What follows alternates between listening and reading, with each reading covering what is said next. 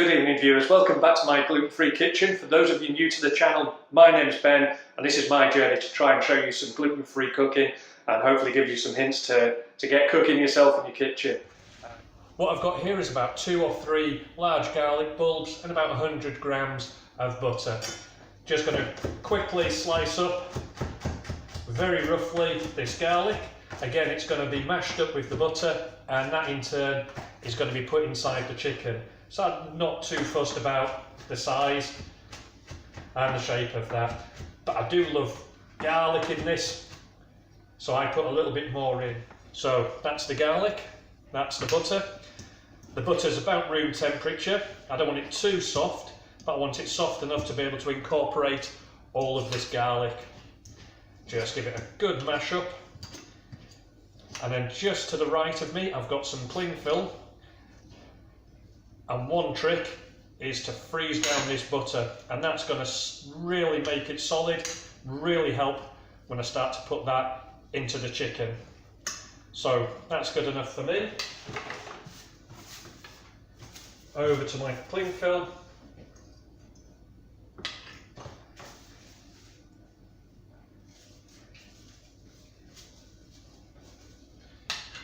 And what I'm doing is just rolling that up, making it into a long sausage, twist the ends, so there we go, in the cling film, a little bit of a roll, and that's what I'm looking for. And then that's just in the freezer, probably about 10-20 minutes, really firm up, really solid. That's going to help when I start putting it into my chicken. Okay, so that's the butter that's been in the freezer for about 10 minutes now. I'm going to prepare the chicken breast. What I need to do is get a little hole in here, a little cavity in here for the butter to rest. What you need to do is start with the hole at the top of the chicken breast, because this is when it's going to be in the oven, heating through. If it's at the side, at the bottom, that butter's going to leak out. You want it inside. So start at the top, make a small incision, bring your knife down, and run it in. Run it as far as you feel comfortable, take it out, turn your knife round and run the blade down the other side of the chicken breast, and that gets a nice cavity started. And then just simply take your little finger, open that out just till you feel there's enough space in there to get all that butter. Do that on both breasts and then get your butter out of the freezer. So here's the butter. Just unwrap it from the cling film, and you can feel again, all it needs is about 10 minutes just to firm up, just enough to make it easy to get into that cavity you've made in your chicken.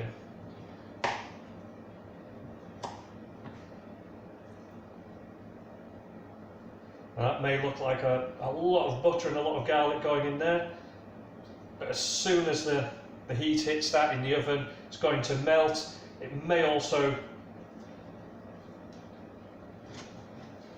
come out, it's going to soak up by the breadcrumbs which are going to wrap this. So that's the butter inside the chicken. I've also prepared some flour, some egg and the breadcrumbs, and a plate to put them on, all in a nice row. So it's ready to go. Now this flour is going to help the chicken and the egg stick to the chicken, which in turn is going to help the breadcrumbs stick to the chicken. And then my plate, just to place it on, I'll pop it back in the fridge until it's time to cook. So that's just a light rolling in the flour.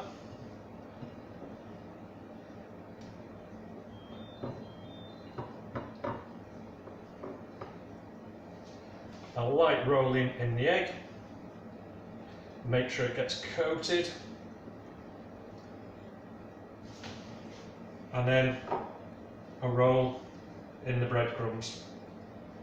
Just a gentle pat down to help them adhere. And I think it's the breadcrumbs that make the chicken Kiev, so I'm making sure I'm coating every part of it. And that's it, that's one.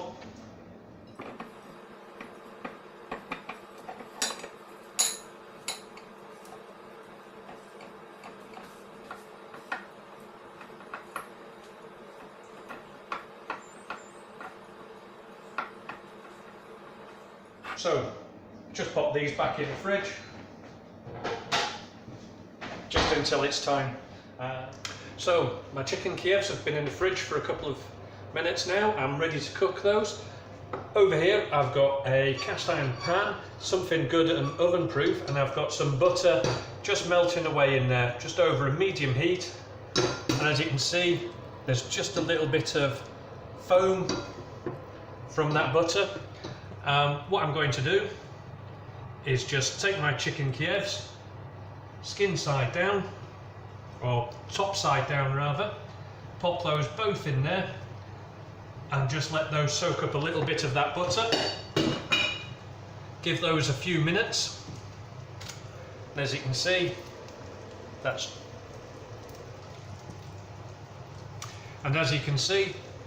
a nice size pan for them. That is just going to go straight into the oven once they've had a couple of minutes on the top side.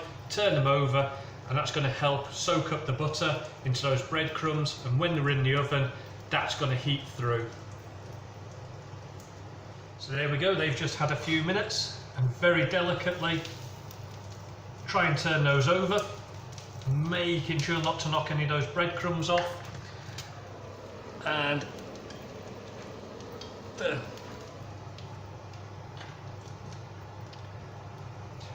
so that's turning them over now.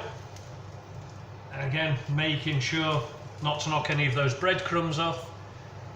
And as we can see, all that butter just been soaked into the top. And then that just goes straight into the oven.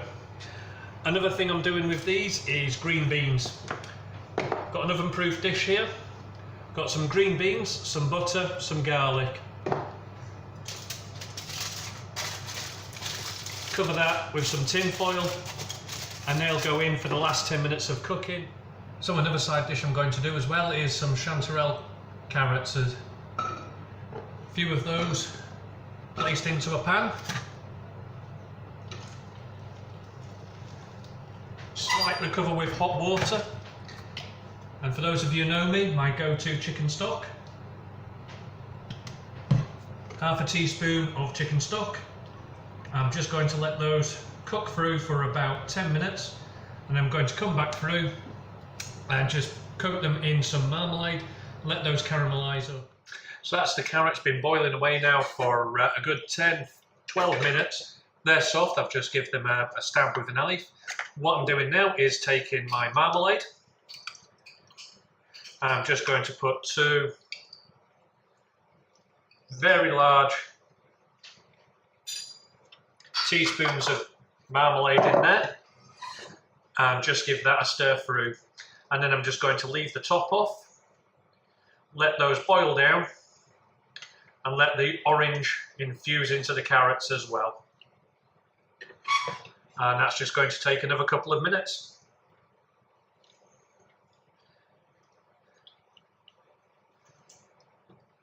After which I'll check on the chicken Kiev and the potatoes as well and make sure they're cooked. So that's the chicken Kievs coming out of the oven, and as you can see, nice crispy golden, and it's just a case of serving those up. Again, taking care not to lose any of that breadcrumb from the outside, and any of the golden butter with the garlic, just dribble that over the top.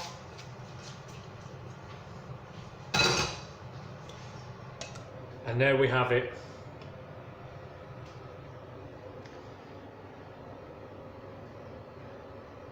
So that's roast potatoes, garlic green beans with butter, and chanterelle carrots with orange marmalade.